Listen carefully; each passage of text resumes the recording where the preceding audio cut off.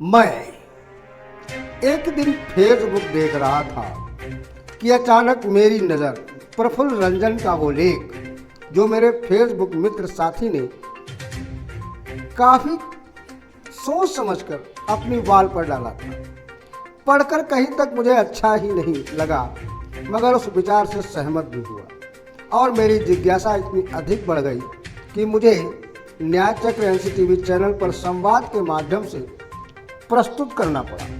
जरा गौर से सुनिए और समझने की कोशिश करिए। क्या आप भी सहमत हैं? यदि सहमत हैं तो कृपया कमेंट बॉक्स में हमने अपना सुझाव दीजिए।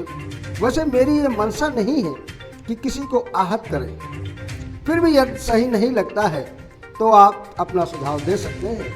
तो बात है मेरे फेसबुक मित्र सही, उन्होंने अपनी वाल पर ये चीज़ डाली है। वो कहते हैं कि आज भारत का मुसलमान अनाथ जैसा हो गया। उनके आंखों के सामने ही उसके मस्जिदों और मकबरों को गिराया जा रहा है। वो कुछ भी नहीं कर पा रहा है। ये सब कुछ हो रहा है लोकतंत्र और संविधान के संरक्षण में। आपके लिए आवाज उठाने वाला कोई नहीं।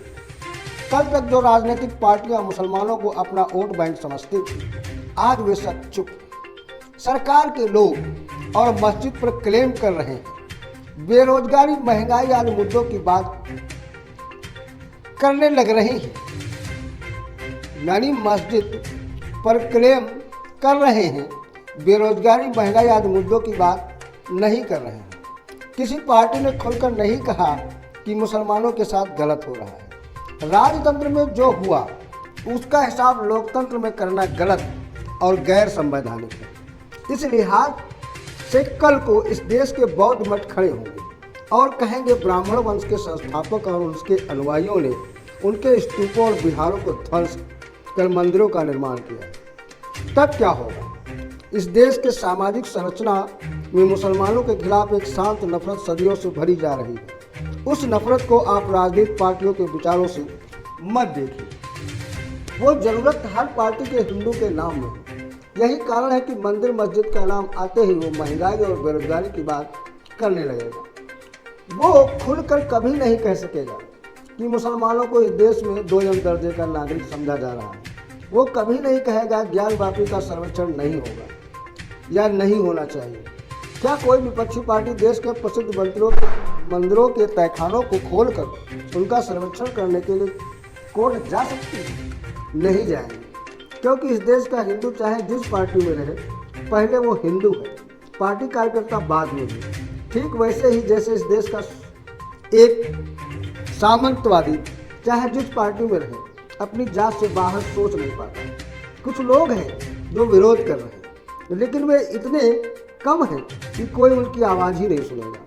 जो निर्णय कोर्ट ने बावरी धुंधस में दिया, उसी का फैसला बाकी मामलों में भी आएगा। आप इस बात से बहुत खुश मत होइए कि ताजमहल के मामले में कोर्ट ने फटकार लगाई है। आप क्रोनोलॉजी समझिए। बाबरी मामले में कोर्ट ने साफ कहा था कि अब किसी भी ऐतिहासिक धरोहर पर इस तरह का क्लेम स्वीकार नहीं होगा, लेकिन ज्ञानवादी पर हुआ ना।